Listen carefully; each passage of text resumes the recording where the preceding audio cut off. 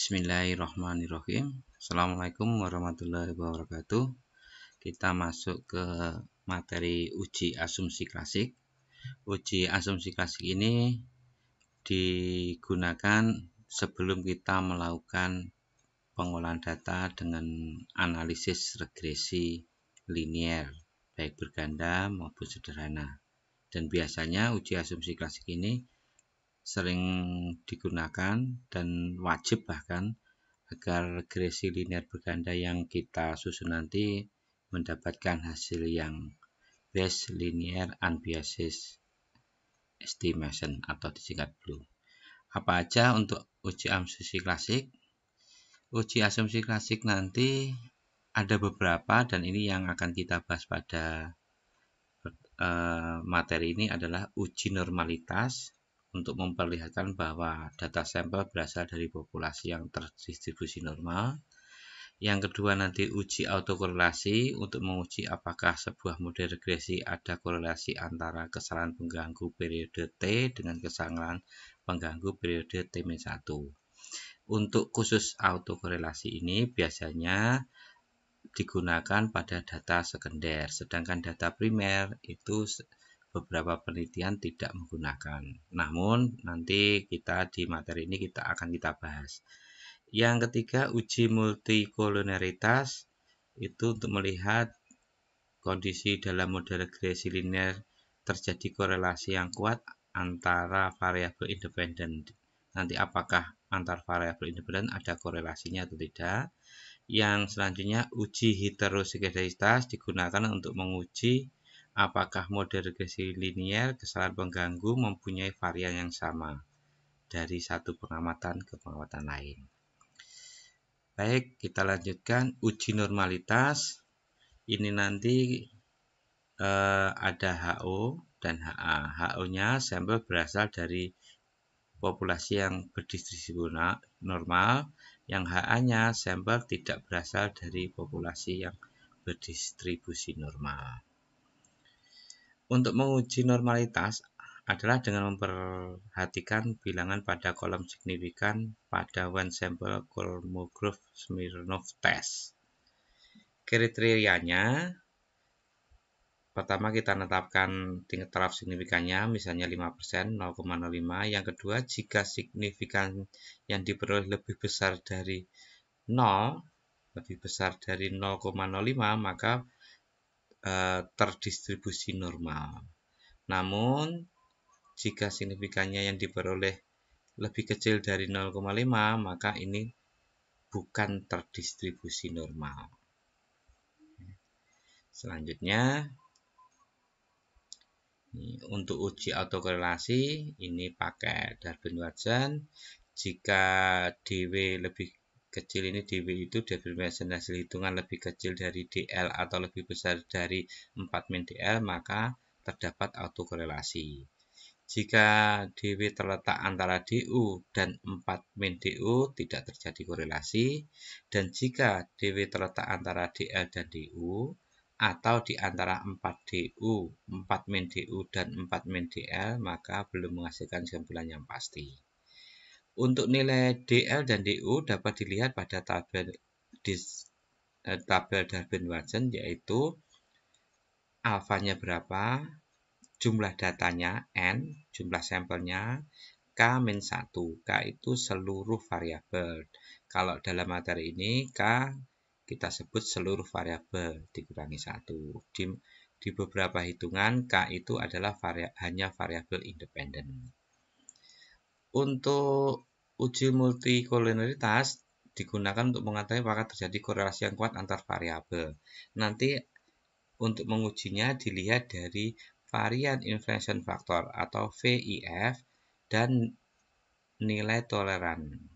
Jika nilai VIF-nya lebih kecil dari 10 dan nilai tolerannya lebih besar dari 0,10, berarti tidak terjadi multikoloneritas. Sedangkan uji heterozigozitas untuk menguji apakah dalam model regresi linier kesalahan pengganggu mempunyai varian sama dari beberapa pengamatan. Untuk mengujinya bagaimana? Untuk mengujinya dengan mengetahui tingkat signifikan dari pengaruh masing-masing variabel independen terhadap residualnya. Biasanya pakai ABS residual. Jika nilai signifikannya lebih dari 5%, lebih dari alfa, maka tidak terdapat heterozigalitas. Sebaliknya, jika lebih kecil dari alfa, maka terdapat heterozigastisitas. Ini contoh penelitian. Faktor-faktor yang mempengaruhi tunggaan cicilan bulanan kredit perumahan. Jumlah sampelnya adalah 5 responden. Pengambilan data menggunakan kuesioner. Sebelum melakukan uji hipotesis untuk analisis regresi berganda, maka terlebih dahulu diuji dengan asumsi klasik. Datanya ini, ya, nanti kita buka SPSS dulu. Setelah kita buka SPSS, kita copy yang ada di dalam ini. Data ini kita copy. Bagaimana langkahnya untuk menguji? Langkahnya ini datanya. Untuk menguji normalitas, kita analis non-parametric test. Nah, ini untuk menguji normalitas pakai Kolmogorov test, itu non-parametric test, sampel K-S. Ini kita klik, terus kita pindah semua datanya, kita pindah ke bagian tes variabel ini. Ini uji distribusi normal atau tidak, terus kita klik. Hasilnya seperti ini. Secara singkat bisa dilihat tunggaan pembayaran cicilan. Ini Anda lihat dari ini signifikannya, ini 0,20, ini 0,08, 0,20, 0,01, 0,06. Terus ini kita copy ke Word dan kita analisis. Hasilnya adalah seperti ini. Untuk uji normalitas, Anda lihat yang bagian bawah, tabel hasil olah data one sample Kolmogorov-Smirnov test, diketahui bahwa nilai signifikan untuk masing-masing variabel yang diteliti berada di atas 0,05. Y-nya berada di atas 0,5, tingkat pendapatan keluarga berada di atas 0,05, tingkat pendidikan orang tua juga di atas 0,5, besarnya cicilan berbulan di atas 0,5. Ini disebut distribusi normal, terdistribusi normal. Namun untuk rasio ketergantungan ini berada di bawah 0,05, dapat dikatakan tidak terdistribusi normal. Jadi yang terdistribusi normal adalah Y, X1, X2, dan X4. Yang rasio ketergantungan tidak terdistribusi normal. Terus kita lanjutkan. Ini kita tutup dulu. Kita lanjutkan dengan uji selanjutnya, yaitu uji autokorelasi dan uji multikolonialitas. Langkahnya analis regresi linier. Analis regresi linier, ini kita klik. Tunggaan pembayaran di dependen, yang tingkat pendapatan sampai cicilan per bulan di independen. Setelah itu kita klik statistik.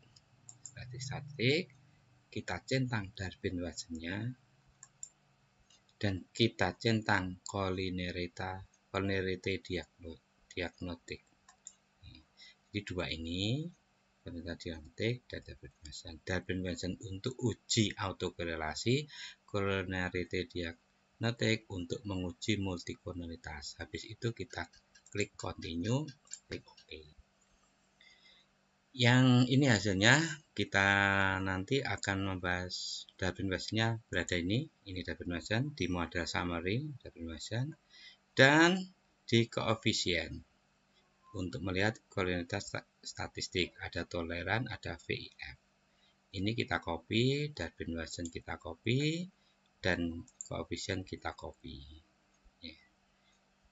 Ini kita copy. Hasilnya seperti ini. Untuk uji autokorelasi, Anda lihat dari penulisan, nilai DL dan DU, alfanya 5%, N-nya 15, K-nya 5 dikurangi 1 atau 4. Kalau di penjelasannya lain atau keterangan buku yang lain, K itu adalah jumlah variabel, sama aja jumlah variabel independennya 4. Kalau di sini tadi sudah disinggung, K itu seluruh jumlah variabelnya 5 dikurangi 1. 5 itu termasuk Y-nya. Ini 15 adalah DL-nya 0,685 dan DU-nya adalah 1,9774. Karena nilai DW sebesar 1,696, maka terletak di antara DL dan DU atau 0,6852 lebih kecil dari 1,696, ini DW-nya lebih kecil dari 1,974, sehingga dapat disimpulkan untuk uji autokorelasinya tidak menghasilkan kesimpulan yang pasti. Ini yang terjadi di data ini, ternyata tidak terjadi autokorelasi dan belum masuk terjadi autokorelasi, tapi menghasilkan kesimpulan yang tidak pasti. Ini. Terus untuk uji multikolonialitasnya dilihat sisi sebelah kolonialitas statistik toleran VIF. Dilihat di sisi 5. Nilai VIF dari masing variabel independen lebih kecil dari 10. Ini lebih kecil dari 10. Atau nilai tolerannya lebih dari 0,10. Ini di atas 0,10. Maka dapat disimpulkan tidak terjadi multikolonialitas dalam model persamaan regresi. Di sini harus lebih kecil dari 10, ya, sehingga tidak terjadi multikolonialitas, atau tolerannya di atas 0,10. Ini di atas 0,10. Maka disimpulkan tidak terjadi autokorelasi. Saya lanjutkan untuk uji multikolonialitas. Yang terakhir adalah uji, ini kita tutup dulu, heteroskedastisitas. Untuk menguji heteroskedastisitas, kita langkah pertamanya adalah analisis regresi linier. Ini kita riset dulu supaya pengolahan data tadi ya sudah kita klik kembali ke awal. Baru kita masukkan kembali tunggaan di dependen, tingkat pendapatan sampai cicilan di independen. Untuk menguji mendapatkan heteroskedastisitas, kita klik save-nya. Ya, sekali lagi kita klik save. Save ini kita klik, kita centang unstandard, residual unstandard. Kita mau memunculkan residualnya. Nah, klik unstandard, kita klik continue. Oke. Ini tidak perlu kita simpan dan langsung ditutup saja supaya apa? Residualnya muncul. Setelah residual ini muncul, kita transform. Ya, setelah residual satu muncul, kita transform komputer. Nah, kita mau mencari APS residual. APS ini kita beri nama, nanti target variabelnya kita beri nama APS residual. Nah, untuk mencari APS residual bagaimana? Kita klik all. Ya, kita klik all. Di sini ada APS. Kita klik, ya, tanda panah. Kita ulangi lagi. Kita all, klik APS, klik tanda panah. Nah, setelah itu apa? Ini tanda tanya itu yang dimasukkan yang mana? Yang unstandard ini kita klik, kita tanda panah, kita pindah ke sini. Terus kita klik OK. Hasilnya ini tidak perlu disimpan. Hasilnya adalah APS residual. Sudah muncul. Setelah itu apa? Kita analisis regresi lagi. Regresi linier. Ya. Dependennya kita ganti menjadi APS residual. Karena ini kita reset dulu karena tadi sudah tercentang unstandard. Ini tingkat pendapatan sampai cicilan kita masukkan. Ini sekali lagi yang dipentingkan ketika mau ngolah ini direset dulu supaya kembali. kembali ke awal. Ini kita pindah ke independen. Yang dependennya adalah ABS residual, terus kita klik OK.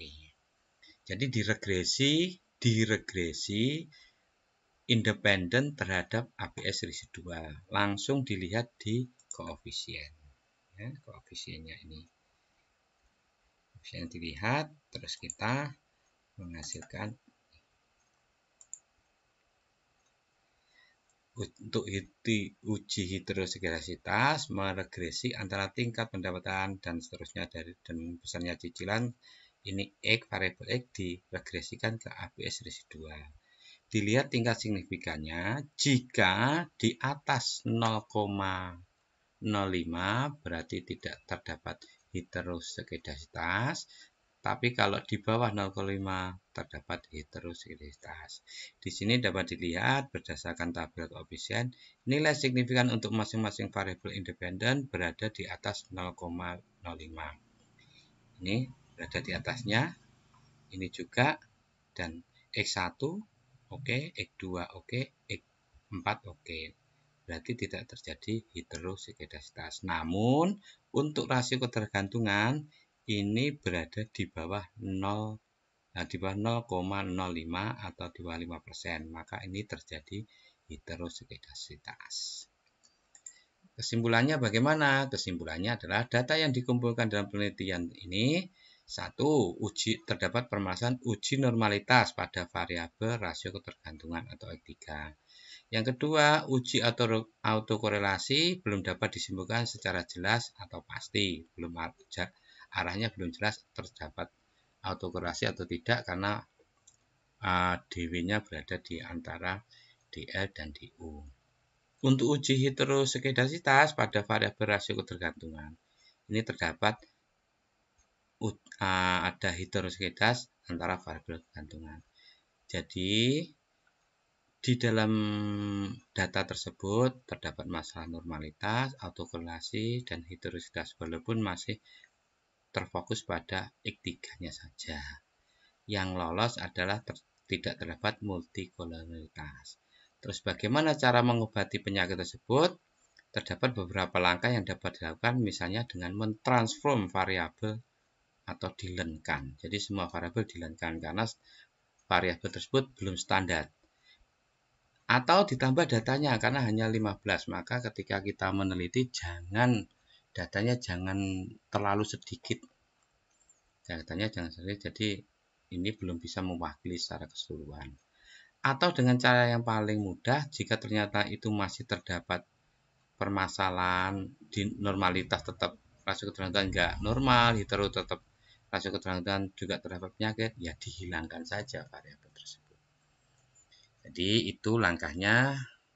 Nanti kita akan melanjutkan bagaimana untuk menyembuhkan penyakit tersebut. Tapi jika penyakit tersebut tidak bisa disembuhkan, cara yang termudah adalah variabel tersebut dihilangkan. Demikian untuk uji asumsi klasik, semoga saja bermanfaat dan menambah wawasan saudara dan semakin memahami. Wassalamualaikum warahmatullahi wabarakatuh.